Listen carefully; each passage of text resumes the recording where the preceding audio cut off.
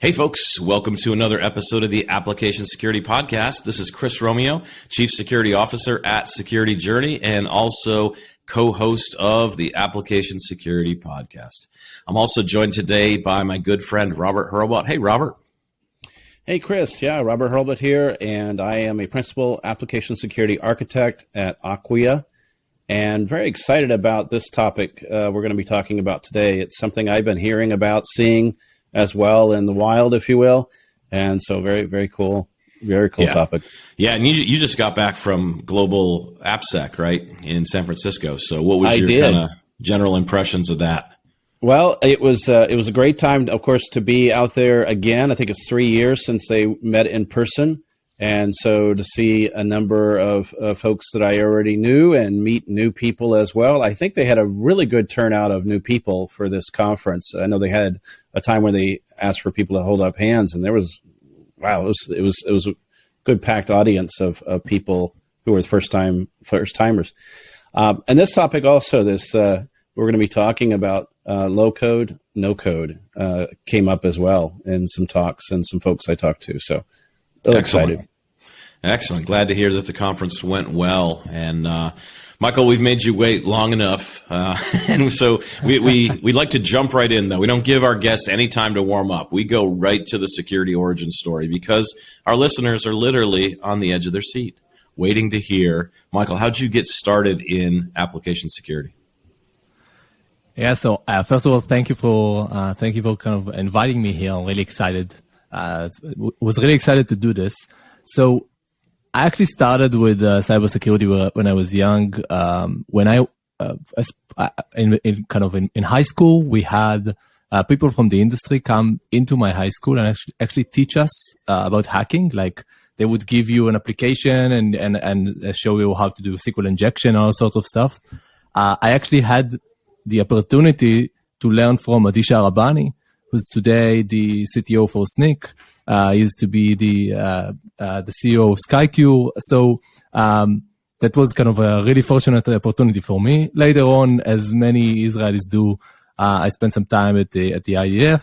And later I spent several years at Microsoft, which actually kind of shifted my perspective to the enterprise security, how enterprises think about security. I got to spend several years as part of the Azure security CTO office for the cloud, basically finding out new opportunities for Microsoft to fix security issues that our top customers were thinking about. So that's kind of how I got to both security, but then later security in terms of what is important for the enterprise or for the largest of organizations out there.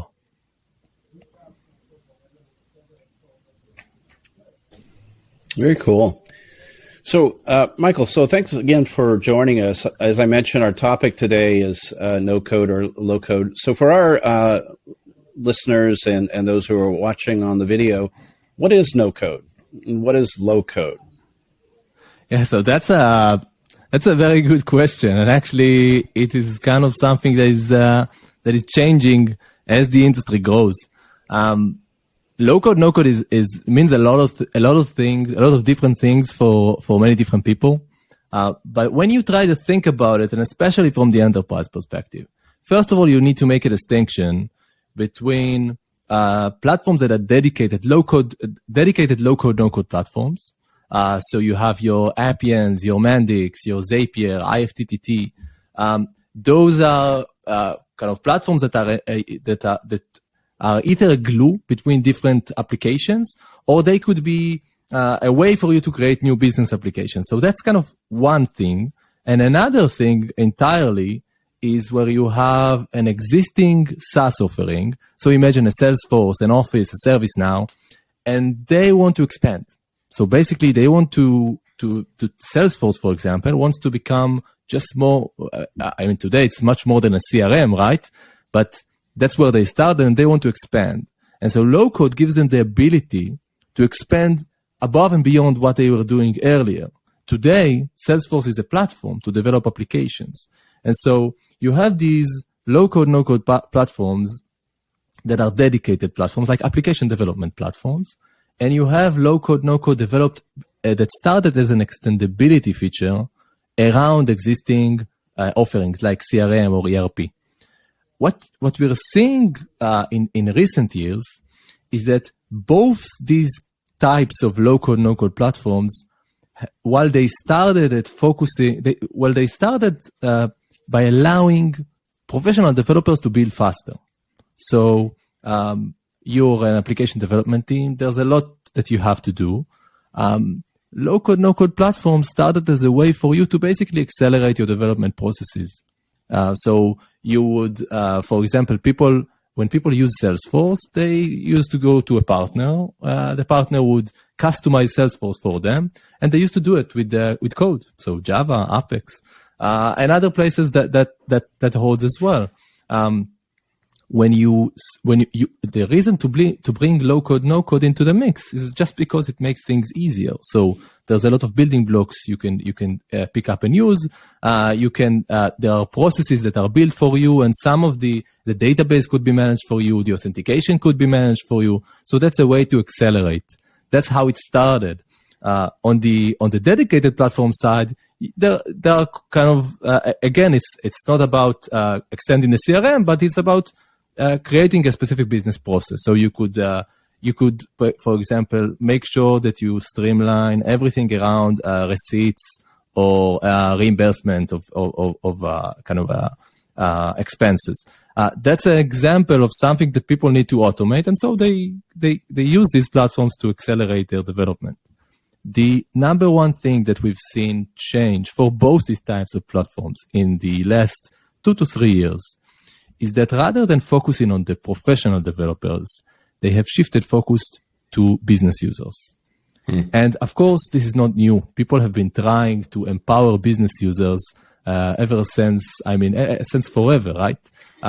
So by the way, some of this has already worked. So think about Excel. This is something that has empowered business users. It's actually created new jobs. And it also shows you the kind of opportunity that there is. The amazing thing about low-code, no-code today is that platforms are so sophisticated, they are actually successful in bringing the same kind of power that they used to bring only to professional development teams. Now they bring this power to the hands of the business users. To everybody, yeah. Everybody can build their own applications. That's just an amazing property of those platforms, and that's why they are so important. Yeah. So just to ensure, I want to kind of read back some of what I heard, because I'm still processing this idea of low code and no code myself personally. I'm trying to figure out what buckets I put things into. And so you mentioned Excel. So Excel's macro kind of language and the ability that's an example of low code, or is that no code? No, I would say that's code, right? So go ahead. So that might be a bit of a confusing example. That's the Excel example is important to figure out what happens when you put more power in the hands of business users. Okay. But low code is actually a bit different. Low code is about basically simple interfaces, drag and drop. There's a marketplace of widgets you can use. There's a whole bunch of connectors that will connect anywhere for you. And it allows you to very quickly build an application. So you take information from your CRM, you combine it from information with your custom database or maybe your email address, and then you output the merged results into a spreadsheet. And instead of doing that with code, you do this with drag and building blocks. So that's no code then in that example, right? If I'm just dragging and dropping things into a GUI, and I'm dragging a box that says it's going to connect to MailChimp for email marketing purposes to collect, and I drag another box that's for my CRM that's going to, then that connection's going to make those email addresses get recorded in my CRM. So that's no code then. From a low code perspective, are these the same thing? Is no code, low code, are these synonyms, or are they slightly different categories? I'm sorry I'm pressing, but I'm trying, and it's only because I really don't understand the difference between the two, and I want to make sure I walk away going, I want the light bulb to go on over my head here. So the traditional kind of, the traditional distinction is that no code is really all about drag and drop, and low code is drag and drop with extendability. Okay. So you can, for example, you can create your own steps. If there's no connector, you can create one yourself. You can plug in custom code to do things that are not possible. But when you think about an enterprise, when a no-code platform becomes enterprise first, the enterprise would push it to add in extendability features, right? Okay. And so that's how no-code becomes more like low-code. And from the other perspective, low-code started as a way for professional developers to do things with customization. But of course, they want to reach to the business users. And so they are making things easier. And so they become more like no-code. And that's why it's a bit confusing. Yeah, I think it makes sense. I've got it in my brain. I've got it like segmented into two different categories here. So thank you for that explanation. That's really, really helpful because when we start talking about the security, the application security risks that you've identified in the new top 10 you created, I think it's helpful to have that frame of reference. But I want to talk about a couple of examples that you shared, a number of different stories of how low no code intersects with security. And so let's start by, tell us about this example with the enterprise users using low no code to bypass DLP and read emails over Gmail. So yeah, I'd love to hear this story. So this is a recurring story. Every enterprise I ever worked with had some sort of this problem in their organization. So let me share the example. Basically, security teams have been trying to prevent email exfiltration or exfiltration through email since forever, right? And so you can put something on your email server. You can use some sort of a DLP solution, and they would look for emails that are being exchanged with another domain. Of course, business users will always find their way around these controls, and so this is where low code kicks in. So instead of forwarding the email, forwarding your email to your personal Gmail, for example, which would be caught by a DLP and blocked, what if you simultaneously you log in to your corporate email and to your Gmail account? Instead, and then instead of forwarding the emails, you copy the content of each corporate email and you save it to your Gmail account. And so that's something you can do manually, right? You can do it one time. You'll open up two browsers. You'll copy things between here and then. But what if you can use low code to do that automatically for you? And so what we found is that users create these automations that subscribe to every new email that arrives to your corporate account. And when that email arrives, they copy the entire content and save it as an email that they send to themselves in their Gmail account. Yeah, it's brilliant. And because it's the data is being copied and nothing moves kind of on the wire, right? Basically, there's no way for you to catch it, because the only way to really identify that this actually happened is to look inside the local platform that is performing this movement of data. Nobody else knows that the data moved from corporate to a Gmail account. Wow. Let's tell us the story about what you've seen with no low code used to operate malware, criminal kind of organizations, because that's another fascinating connection you're sharing here, and I want to know more about that.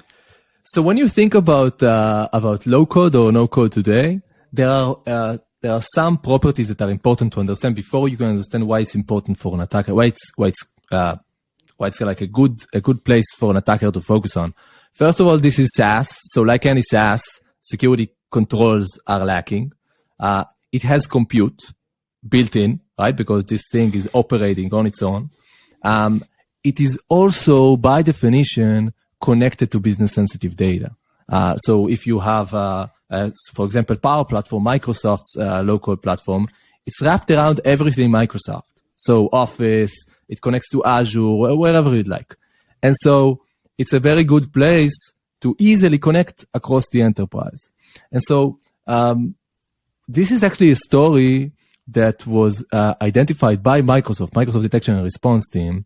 Basically, they were called in to help an organization that understood that they were under some sort of a breach, but they couldn't find the attacker. They couldn't kick them out of the network, and they actually looked inside the network for more than 6 months to identify the attacker. They were not able to find where the attackers were. I mean, they found some parts, but other parts were still there. After more than 6 months, they found a low-code automation that did something kind of very simple. On a schedule, it would use the e-discovery tools by for the Microsoft tenant to look around the tenant inside SharePoint and Teams and email for secrets, for sensitive data, and it would just collect all of that data and then send it off to an exfiltration endpoint. And that's kind of a very simple automation, right? A couple of steps, you use these features, you send the information out there. But because this automation lives inside the low-code, no-code platform, specifically here, Microsoft's Power Platform, it's not within your tenant. You won't find the network traffic going to that exfiltration endpoint. In order to figure out that this is happening, you need to actually know that this automation even exists and then figure out what it's doing. And so when they finally found it and they did the investigation, here's what they found out. First of all, the attackers were able to gain access by kind of a simple phishing campaign, and this got them access to an admin account within that organization. So a global admin for the AD tenant. But then instead of doing the thing that of going down the normal route of installing malware, moving laterally through the network, which is where security teams focus as well, instead of doing all of that, they simply created the automation that they just elaborated on a moment ago. And so this made it basically the perfect way to maintain persistency, because nobody's looking.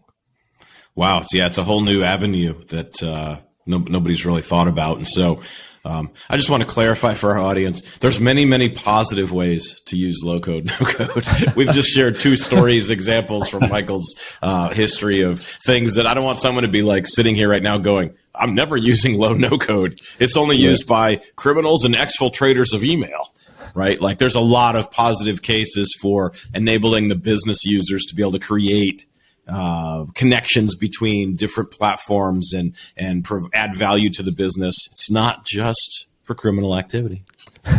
So actually, I think that was a really good point to bring up here. I work with a lot of large organizations, and my company as well, and also kind of as part of the OWASP project.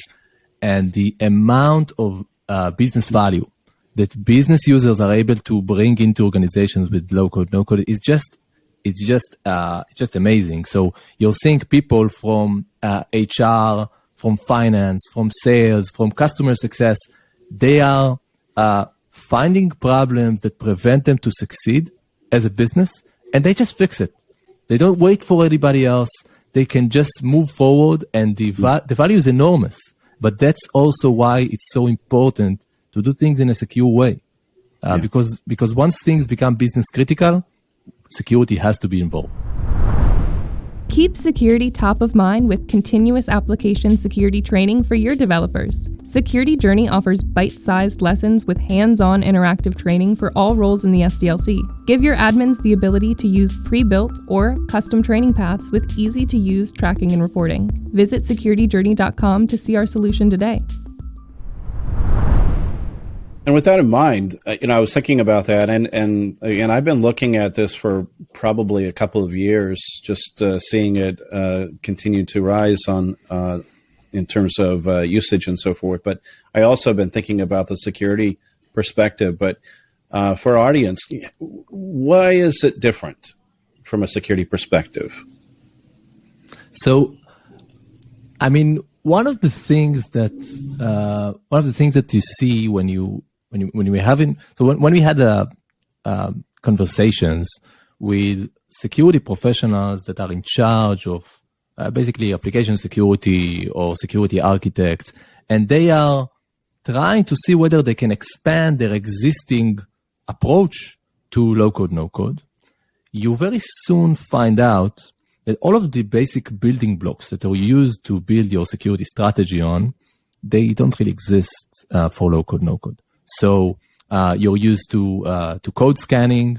There's no code to scan. You're used to runtime monitoring. This is running on somebody else's cloud with no way to intercept anything. You're used to be able to do security reviews. The scale of low-code, no-code is enormous. We're talking about between 10x and 100x in the number of applications being developed. So manual processes won't work. Security reviews won't work. And you're also used to the fact that the developers themselves, they are security savvy. So you teach your developers security. You try to evangelize security with your professional developers. Now think about somebody from the customer success team creating a connection, and they need to choose between a secure and insecure connection. I mean, it's not their job. They are not supposed to know how to store credit cards. They need to fix their business problem. They are the experts at the business problem. But we've kind of left them exposed to choose the things that we expect developers to choose. And even for developers, we have so many things that help them identify mistakes and that protect them. And for business users, it's simply not there. And so it's both in terms of the tooling that simply will not work, but also, and much more importantly, this is the scale and the types of developers that are building these applications. They are completely different. So we need to basically work together with them. We need to make it easy and simple for business users to make the right choice.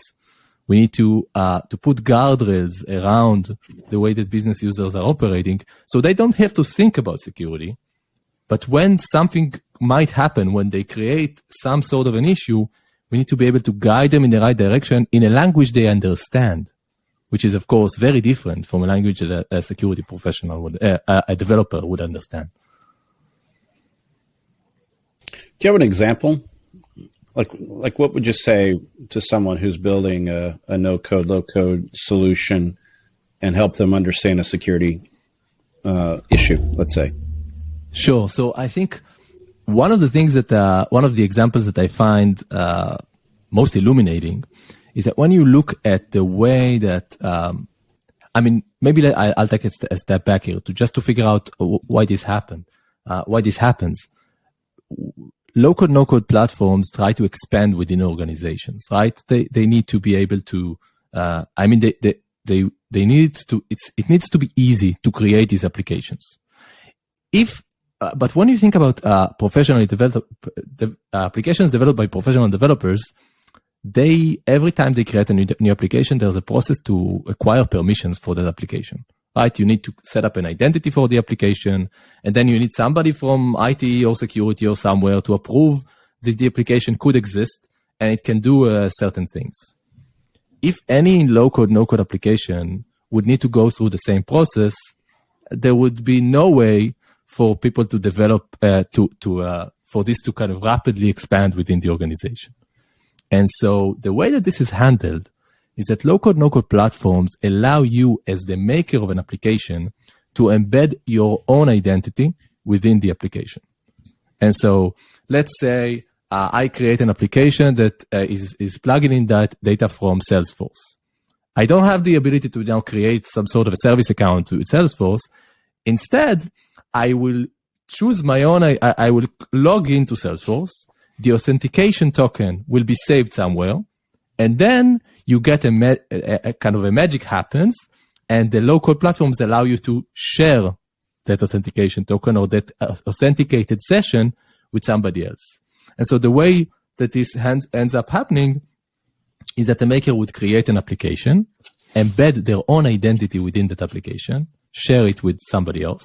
And then every user that uses the application ends up using the maker's identity in every underlying core. And so when you think about it from the network perspective, from the SOC perspective, there's no application, right? There's this single user that is being used across the enterprise to do a whole sort of thing, a whole sort of queries. There's no way for the network logs to show you, or for the API logs to show you that there are different users behind this application, or that this application even exists. So that's, Michael, that sounds to me like a flaw in the platform, though. If the platform allows me to drop in an authentication token and then use that authentication token, share it with other entities, or it becomes a central authentication token that other users in my organization can use, to me, that sounds like a platform issue, in that there's a lack of security thought that went into the architecture of the platform itself that's providing the service. So how does that, do you agree with that, or is there something I'm missing?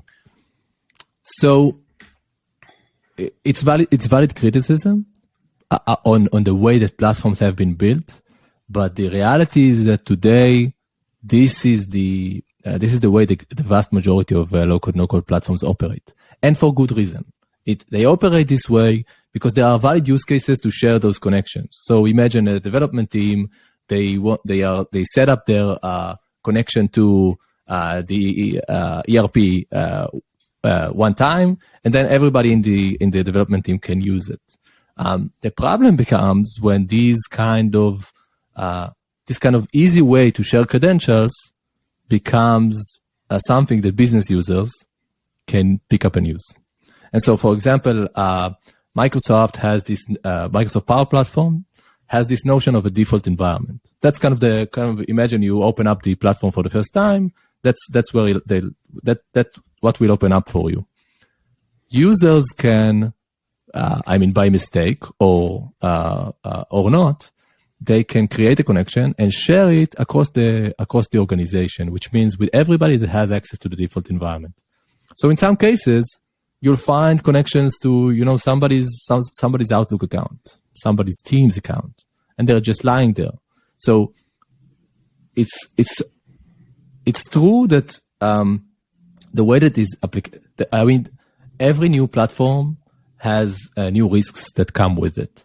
There are valid reasons to share connections in order to create applications that are kind of robust, and you only need to create those connections once. But but the customers or the people building the applications, they are in charge of what they actually build. Right? They are in charge of making sure that they build things in a secure way. Yeah. And so the OWASP Top 10, for example, is focused on that, on the customer side of the shared responsibility model rather than the platforms. Yeah.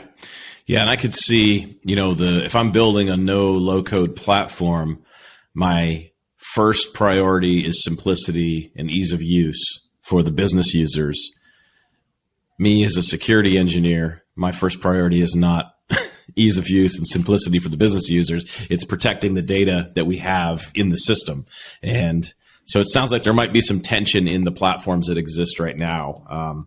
But we've kind of teased out the OWASP Top 10, the new Top 10 you've put together here, and I think we've teased it out long enough. It's time to dive into it. And so you've put together this new project, the OWASP Top 10 for no-code and low-code specifically. And so let's just dive into, how'd you come up with this top 10? Why this top 10? Did you just, how'd you come up with the list of 10 things that are on this list today?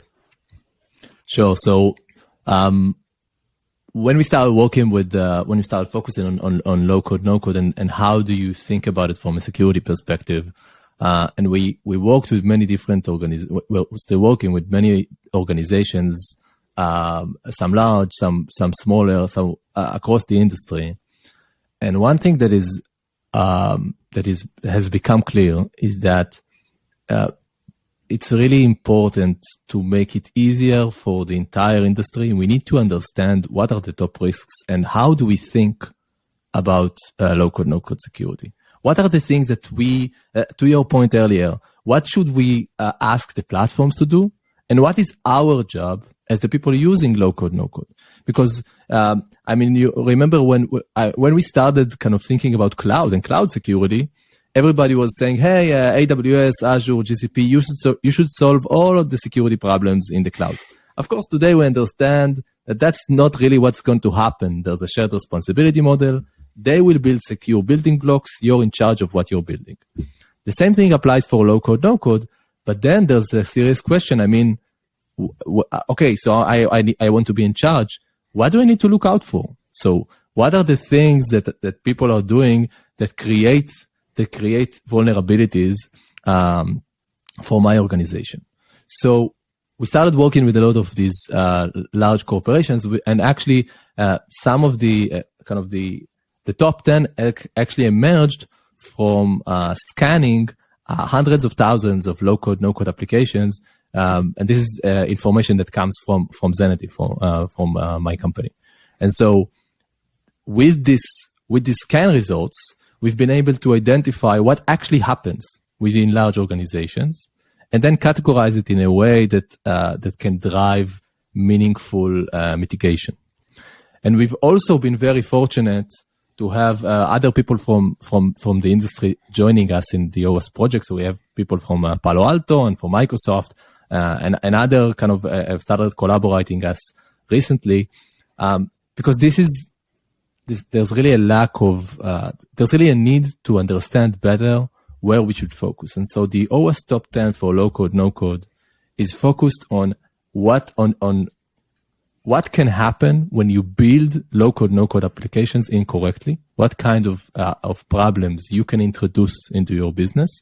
And the important thing is that most of these problems are about the business logic of the application. We're not looking for CVEs or anything that is kind of very, very clear from from what we used to know in application security. We're looking for applications that simply don't make sense. They might be sharing identities. They might be moving data outside of the organizational boundary, but it's all about the business logic of the application. I love to hear that we have something focused on the business logic, because so much of AppSec has been focused on the non-business logic. Like Robert and I are both, gigantic proponents for threat modeling, because the value in threat modeling is being able to, you can't write a tool that detects business logic in regular code. So it's a bit of a soapbox for me. I'm going to step down off my soapbox now, but I love the fact that you're talking about, hey, this is a top 10 list that's focused on business logic problems, because that's really where a lot of our vulnerability lies today. You look at, I'm really going to go off on a soapbox moment here, but you look at a lot of people have been studying the exploitability of CVEs.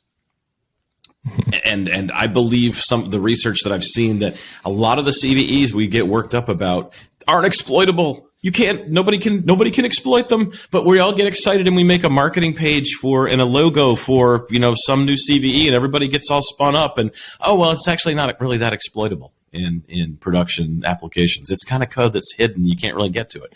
And so the fact that you're talking about business logic is just a powerful moment that really, really resonated with me. Didn't mean to interrupt, but I went off on a bit of a tangent here. I think that, one of the things that is most exciting for me about the intersection of low-code, no-code, and security is that, low-code, no-code is really something that is trying to replace this kind of copy and paste integration. And so think about business users kind of just moving data from here to there, sharing credentials. These are things that as security teams, we never had visibility into. And it's not like we didn't try. Like we tried with DLP, we tried with a whole bunch of things. Nothing worked. Now, if we push, so for the security perspective, imagine that now everybody uses low-code, no-code to do these kind of integrations. All of a sudden, there's somewhere you can ask questions. You can go to this platform and ask, hey, what are my business users are doing? There was no API to do that when people were just copying data. So if we do this right as security teams, if we plug into those platforms, and if we are the ones that are pushing for business users to enable those platforms, to use those platforms, this will bring us a whole level of visibility we never had as security teams to understand how the business actually operates. So there's a huge opportunities for us as security teams to finish off in a place much better than where we started. Yeah, I just have one fear though. if we get so far deep into no low code, we're going to put Stack Overflow out of business. Because that's where people go to copy and paste solutions right now. Like I just had this epiphany. I'm like, that's where everybody goes to get their insecure code these days. Their Still. sample code and with all the comments still left in and all that. Yeah. So Michael, you have, I really love this list. It's the OWASP top 10 for low code, no code security risks. And the first security risk that you have listed is account impersonation. Could you take us through that a bit? Sure. So account impersonation is focused exactly on the risk that I alluded to earlier, where users can basically use somebody else's identity or share their own identity within an application. And let me give you a concrete example. I kind of touched on that a few minutes ago, but let me give you a concrete example. So with one organization that we've been working with, they had their customer success team. Basically, they had a problem where people were trying to help with a business case, with a customer support case, but they didn't have the right context because they didn't have access to the customer success kind of software. So they were not able to understand kind of what happened with the customer before. So the customer success team created an application that allowed every user to get information about the cases that they were tied to. So if you help with a specific customer case, you can go into this low code application built by the customer success team and fetch information about the relevant customer. Now, the way that this worked is that the customer success manager just plugged in their own credentials to the application. And so everybody was underlying behind the application was using that customer success manager's their own identity to fetch information from the customer database. Now, imagine this from the SOC perspective. Actually, you don't really need to imagine because the SOC got an alert telling that kind of identified that there is one user going to the customer database from multiple IPs, from multiple different machines across the enterprise, fetching information about different customers. This looks like a hack, right? And there's no way, again, to find out that there's actually an application behind it. So of course, they reach out to this person from the customer success team, and it took them a kind of a few moments to understand, hey, this is actually what's going on. So people are using this user's own credentials by using this application without even knowing it. So when I look at these, you've got, I'm looking at one of these examples. You've got a description which you just shared with us, a couple of example attack scenarios that we've unpacked a few of those.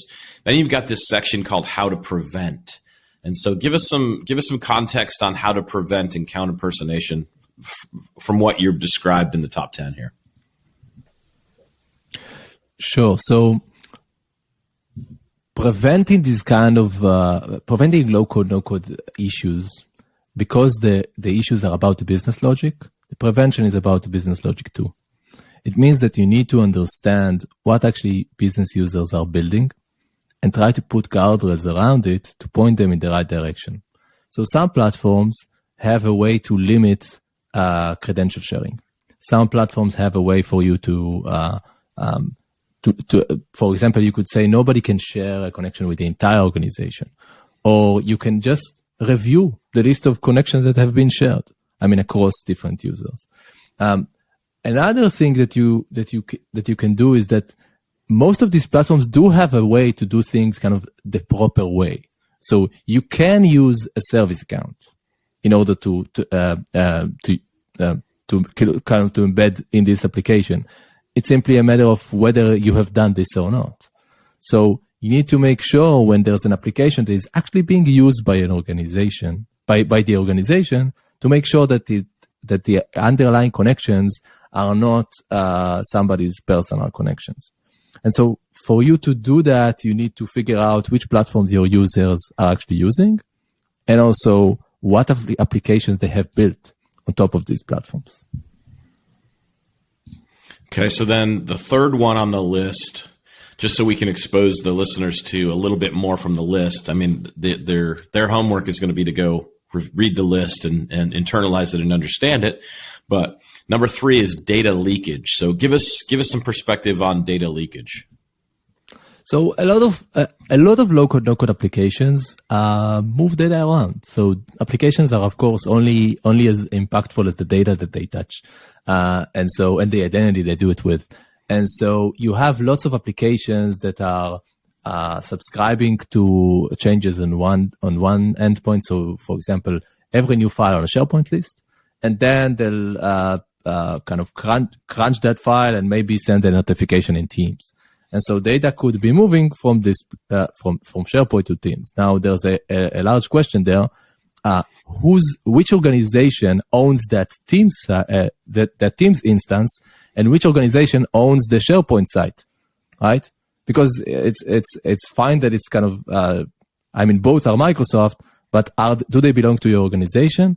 And so in many cases we find that low-code platforms are used to move data outside of the organizational boundary. By the way, a lot of time it happens by mistake. So somebody would create a useful application, and it would just be easy for them to use a spreadsheet in their own personal Gmail account to hold some of that application's data, because why not? I mean, the platform allows it. And so in many cases, you'll find that there's a mix between business identities and personal identities, but also business data and non-business data. And even within the business, especially in large enterprises, there's a real distinction between business from one business unit, another business unit, types of sensitivity for that data, right? Low-code, no-code platforms don't really comply with that. They connect wherever you connect them, and they allow you to basically, again, copy and paste the data automatically. And so your existing controls will not be able to catch it. So we do find this kind of again and again, and the bypassing DLP with the email forwarding is one example of that happening. Yeah, there's a lot more here to look at, and as Chris said, definitely for our listeners, go take a look. But that leads us into our final key takeaways and call to action. So, Michael, for our listeners, do you have some good key takeaways as well as a call to action for us? Sure. So I think we covered a lot of ground around low-code, no-code, and I recognize that in many cases, people are still, from the security perspective, this is a new area, right? The main thing to understand, or the main thing we need to, of course, as security teams, our job is to enable the business, and our job is to make sure that there is no new risk introduced into the organization, but the business can continue to operate. Business teams today are using low-code, no-code. This is not a choice we get to make. The largest platforms out there are embedding low-code, no-code within their existing offerings, and business units are buying low-code, no-code as well. This is a good thing. It's about enablement. It makes there are 10x to 100x more business users than pro developers. This is a great thing for the business. Which is the most important thing. But of course, we need to do things in a secure way and in a responsible way. And so, first of all, we need to understand as security teams that this is business, that this is critical, and this needs to fall under our umbrella. So if we're leaving it out there for business teams to do on their own, we are failing to find the risks that they are introducing. And of course, they will introduce risks because business users are not security professionals. And the other thing and once we understand that this is critical and this is something that needs to fall under our umbrella, of course, we need to guide those business users to make it easy for them to make the right choices. And by doing that, we will get we'll get so much more visibility than we're used to getting on how our business actually operates. And even more than that, as security teams, we always try to get buy-in from the business to kind of get on board with security initiatives. This is our chance, right? Business users they need our help right now to do the things that they need to do in a correct way. They don't want to be scared about the security implications of the things that they're doing. And so this is our chance to show them that we can provide value and also to get their buy-in, to get on board with the security team.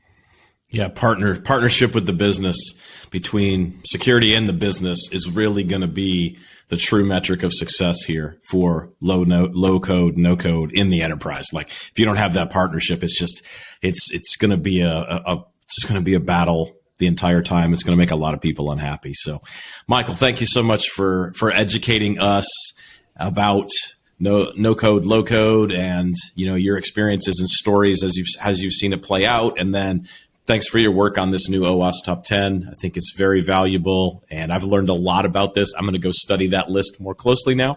Now that I've got this conceptual framework for how all these things fit together. But we really appreciate you being a part of the podcast and sharing your knowledge with our listeners. So thank you so much. Thank you very much. This has been a lot of fun.